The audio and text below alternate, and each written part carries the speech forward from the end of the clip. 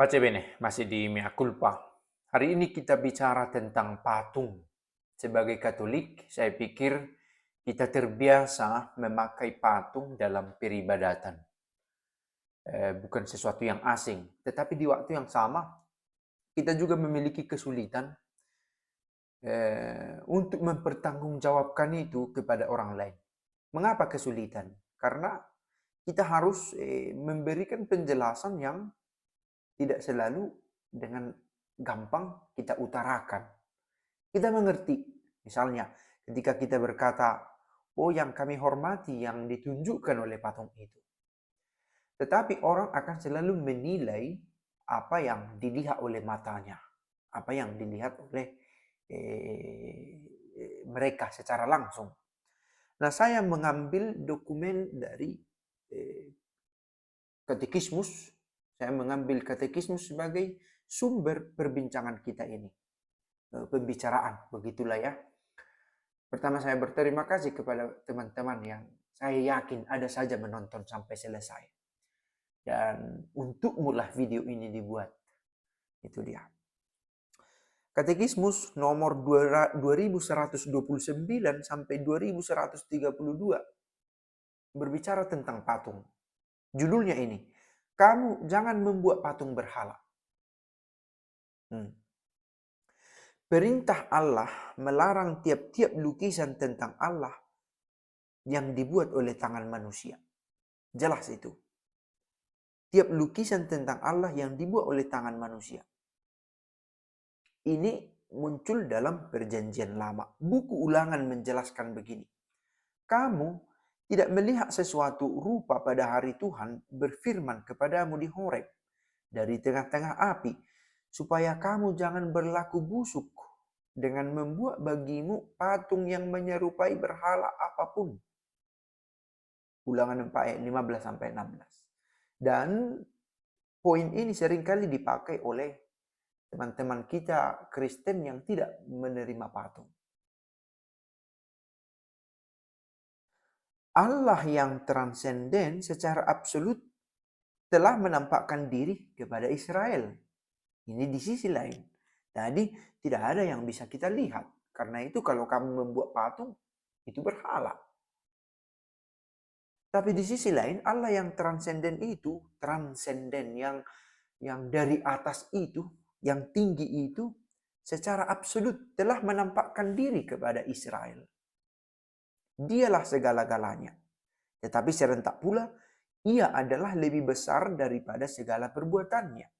Ia adalah Bapa keindahan. Kita temukan itu dalam sirah tadi, juga dalam kebijaksanaan.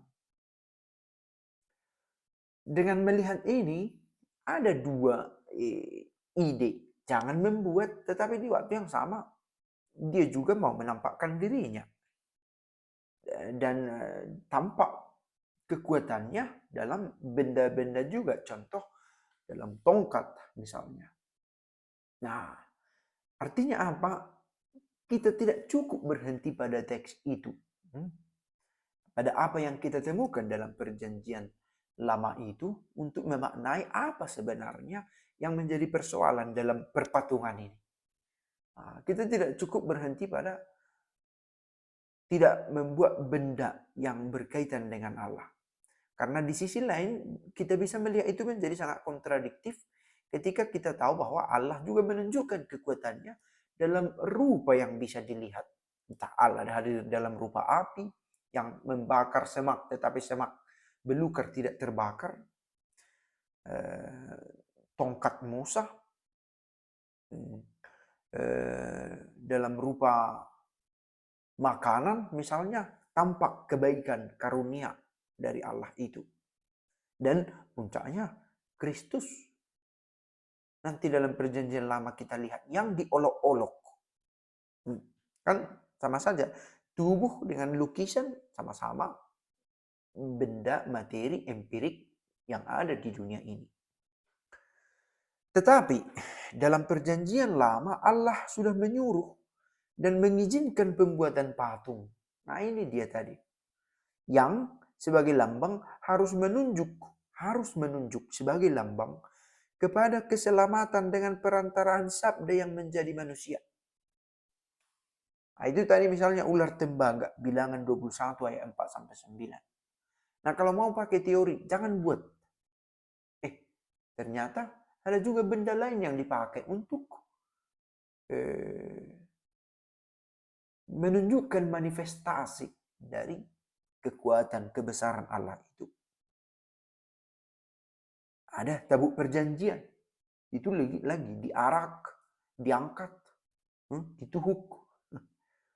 Kerub atau kerub. Bandingkan Keluaran 25 ayat 10-22, 1 Raja-Raja 6 ayat 23-28. Nah, saya yakin banyak teman-teman Katolik sudah tahu sebenarnya tentang ini, tapi kadang kita butuh kutipan-kutipan ini untuk membantu kita memberi referensi, untuk memberikan jawaban, ya. Nah, maka saya anjurkan itu Katekismus nomor 2129 sampai 2132 itu bisa dipakai untuk menjawab persoalan tentang patung ini. Berkenaan dengan misteri penjelmaan sabda menjadi manusia, maka Konsili Ekumene ke-7 di Nicea tahun 787 membela penghormatan kepada ikon yang menampilkan Kristus atau juga Bunda Allah, para malaikat dan para kudus, melawan kelompok ikonoklas. Ini dulu pernah satu era ikonoklasme, penghancuran dari ikon-ikon itu. Tetapi dilawan juga oleh gereja.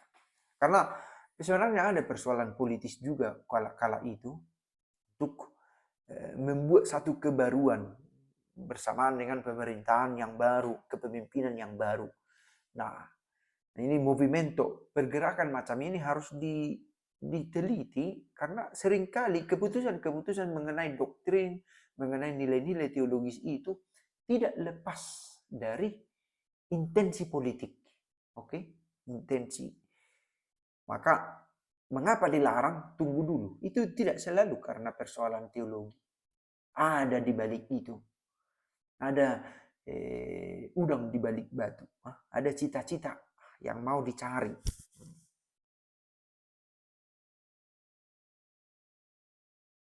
Dengan penjelmaan menjadi manusia, Putra Allah membuka satu tata gambar yang baru. Efek dari inkarnasi adalah menjadi adanya patung-patung itu. Karena kita punya alasan kalau menghadirkan rupa Allah dalam rupa misalnya seperti manusia yang panjang rambut. Maka itu juga persoalan mengapa Yesus itu harus orang barat digambarkan dalam film-film sementara dia adalah orang Timur Tengah katanya. Nah, ini persoalan dari kehadiran fisik dari Allah itu.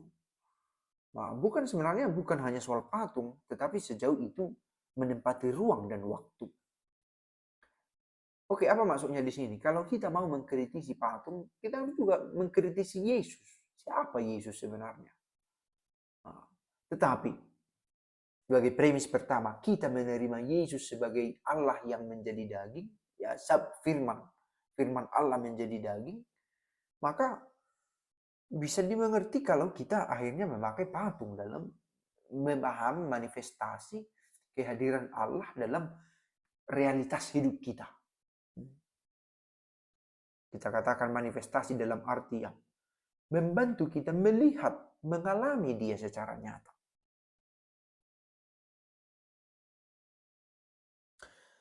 Penghormatan Kristen terhadap gambar tidak bertentangan dengan perintah pertama yang melarang patung berhala. Karena ini dia. Penghormatan yang kita berikan kepada satu gambar menyangkut gambar asli di baliknya.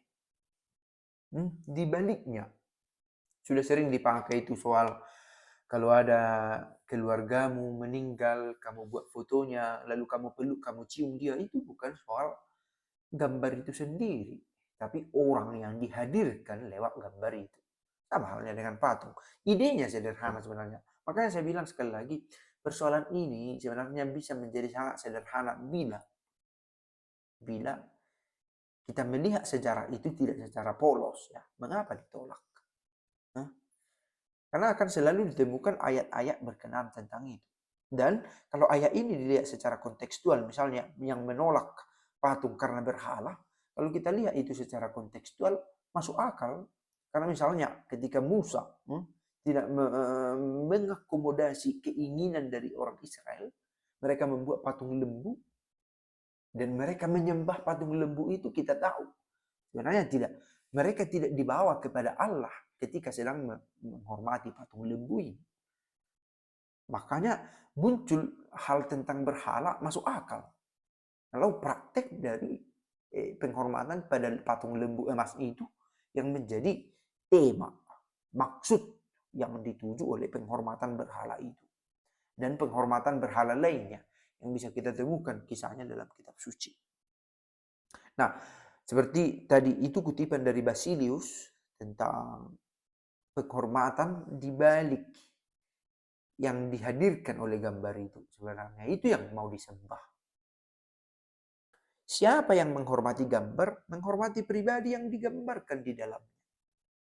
Berefek juga. Meskipun kita katakan, oh patung Yesus ini kan hanya tampilan. Tapi kalau kita melihat orang menginjak-injak patung, something is wrong. Kan begitu ya? Ada yang salah juga. Apa itu?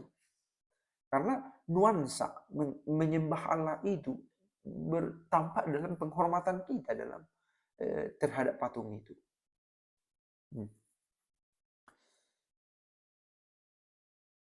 Itu dirumuskan dalam Konsili Nikea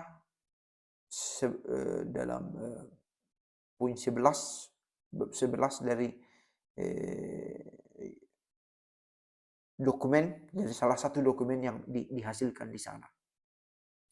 Juga ada di Konsili Trente, juga akhirnya ditegaskan dalam Sacrosanctum Concilium, dalam Lumen Gentium. Penghormatan yang kita berikan kepada gambar-gambar adalah satu penghormatan yang hikmat. Bukan penyembahan. Penyembahan hanya boleh diberikan kepada Allah. Penghormatan kepada Allah tidak diberikan kepada gambar sebagai benda. Tapi hanya sejauh mereka itu gambar-gambar yang mengantar kepada Allah yang menjadi manusia. Gerakan yang mengarahkan ke gambar sebagai gambar tidak tinggal di dalam ini. Tetapi mengarah kepada dia yang dilukiskan di dalam gambar itu. Thomas Aquinas mengatakannya demikian. So, sekali lagi, apa yang mereka sampaikan ini kita tangkap dengan gampang. Dan saya yakin orang-orang yang menolak ide ini juga menangkap dengan gampang. Dan tidak semua yang menolak itu dalam posisi salah, karena mereka membantu kita untuk menyegarkan niat kita tentang patung ini. Karena memang ada juga bias di antara orang-orang yang akhirnya menjadi tergantung dari benda tertentu dan akhirnya memposisikannya, membuatnya satu penyembahan yang tidak disadari juga barangkali. Nah, harus terarah pada Allah. Saya pikir cukup video ini untuk pengayaan. Sekali lagi, bukan persis sesuatu yang baru, tapi persis kita ambil dari katekismus dan kiranya berguna untuk pendalaman, pemaknaan, pengingat. Pace bene.